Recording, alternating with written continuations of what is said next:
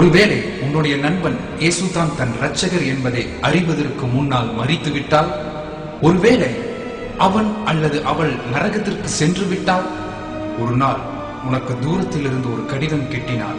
நரகத்தில் இருந்து ஒரு கடிதம். ஜோஸ் என்ற வாலிபன் தன் நண்பன் ஜாக்கிற்காக எழுதும் கடிதம்.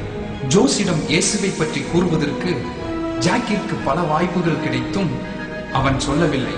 அவர்கள் சிறந்த நண்பர்கள்.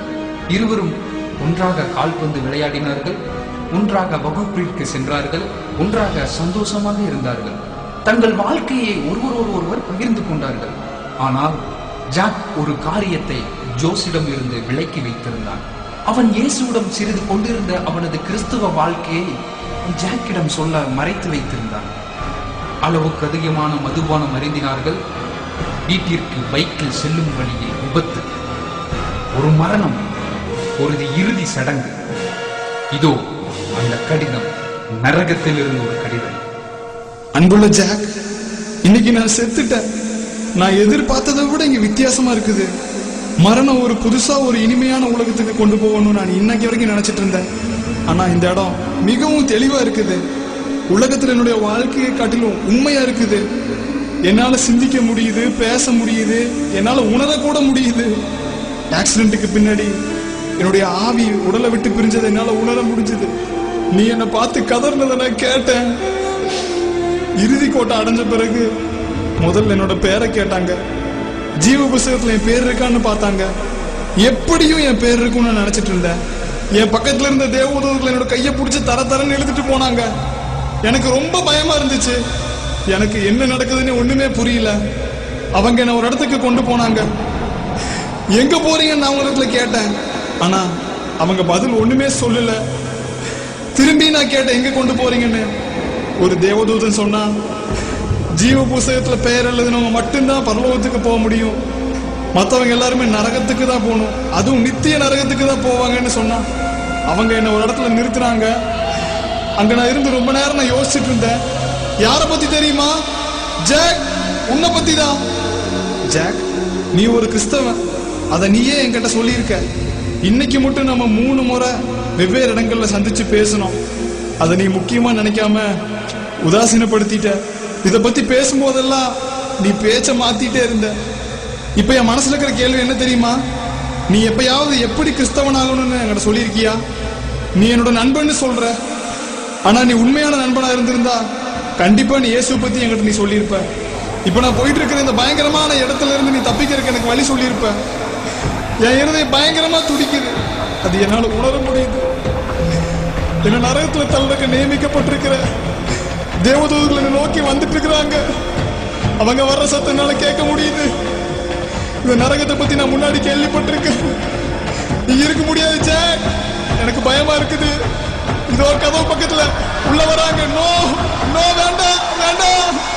டே ஜாக், என்ன நரையில தூக்கிட்டு போறாங்கடா. எரிகிற கந்தகத்தை நல்ல என்னால உணர முடியுது. அவ்வளவுதான், எனக்கு எந்த நம்பிக்கையுமே இல்லடா. ஐயோ, நெருங்கிட்டோம். கொஞ்ச தூரம் என்னோட இருதயம் பயத்தினால துடிக்குது. என்ன நெருப்புக்கு நேரம் அழைச்சிட்டு போறாங்க. ஐயோ, என்ன வீசிட்டாங்க. தீ, வலி, நரகம். ஏன் என்கிட்ட ஒரு தடவை கூட இயேசு பத்தி சொல்லல? ஏன் ஏன்? ஐயோ முடியல. தீ, ஐயோ எங்க தீ பயங்கரமா இருக்குது, எரியுது. ஏன் ஏன் இயேசு பத்தி ஒரு தடவை கூட என்கிட்ட சொல்லல? ஐயோ முடியல. ஏன் ஏன்? ஐயோ முடியல. தீ குழம்பு. ஐயோ என் மேல உருகுது, தோரெல்லாம் உருகுது. என்ன மாதிரி நிறைய பேருக்கு வேகிறாங்களே. ஐயோ ஏன் ஜாக்? ஏன் என்கிட்ட ஒரு தடவை கூட இயேசுவை பத்தி சொல்லல? ஏன் என்கிட்ட இயேசு பத்தி ஒரு தடவை கூட சொல்லல?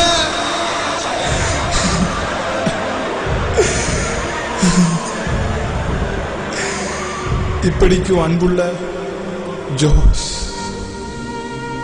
இதை பார்த்து கொண்டிருக்கிற அல்லது கேட்டுக்கொண்டிருக்கிற அன்பான வாலிப சகோதரனே, சகோதரியே, இந்த உலகம் வேகமாய் ஓடிக்கொண்டிருக்கிறது. நீ பார்த்து கொண்டிருக்கிற எல்லாமே வேகமாய் உன்னை விட்டு போய் கொண்டிருக்கிறது. ஆனால் உன்னுடைய வாழ்க்கை என்ற பிரயாணம் மாத்திரம் ஒரு குறிக்கோள் இல்லாமல், தீவிரம் இல்லாமல் போய் கொண்டிருக்கிறதே. காரணம் என்ன? வேதாகமத்தில் வாலிபர்களாய் வாழ்ந்த யோசேப்பையும் தானியேலையும் தேவன் வல்லமையாய் பயன்படுத்தினார். காரணம் என்ன தெரியுமா? யோசேப்பு மாம்ச இச்சைக்கு விலகி ஓடினான். தானியேல் சாப்பிடுகிற காரியத்தில் கூட உண்மையாய் இருந்தான் என்று வேதம் சொல்லுகிறது. அருமையான சகோதரனை சகோதரியே, உன்னுடைய பரிசுத்தமும் அர்ப்பணிப்பும் இவர்களைப் போல இருக்கிறதா? நீ வாங்கின அழகான பைக்கையும் அழகான கலர் செல்போனையும் போட்டிருக்கிற அழகான வஸ்திரத்தையும் அழிந்து போகிற ஆபரணங்களையும் குறித்து உன் நண்பர்களிடத்தில் எத்தனையாய் மேன்மைப்படுத்தி பேசுகிறாய். உனக்காகவே வாழ்ந்து, உனக்காகவே ரத்தம் சிந்தி, உனக்காகவே ஜீவன் தந்து உன் நினைவாய் இருக்கிற உன் தெய்வமாகிய இயேசுவை உன் நண்பர்களிடத்தில் மேன்மையாய் பேசினது உண்டா? யோசித்து பாருங்கள். இந்த உலகத்தின் வழியாய் ஒரே ஒரு முறைதானே கடந்து போகிறாய். மற்றவர்களுக்கு நன்மை செய்யலாமே, மற்றவர்களுக்கு உன் வாழ்க்கையில் இயேசுவை காண்பிக்கலாமே. இயேசுவும் அவர் இந்த உலகத்தில் வழியாய் கடந்து போன ஒரே வாழ்க்கையில் உனக்காக ஜீவன் தந்தார் அல்லவா?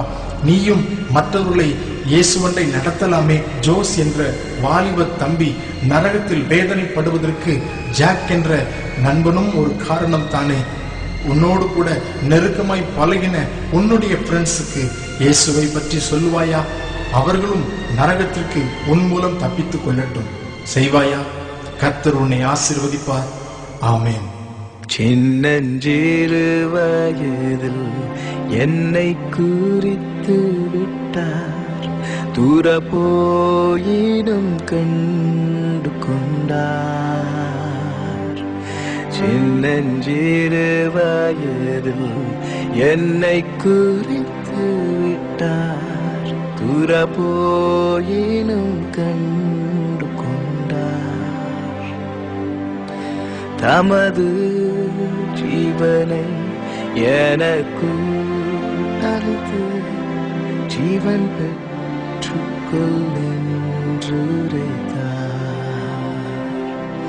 தமது ஜீவனை எனக்கு அளித்து ஜீவன் பெற்றுக்கொள் என்று உரைத்தார்.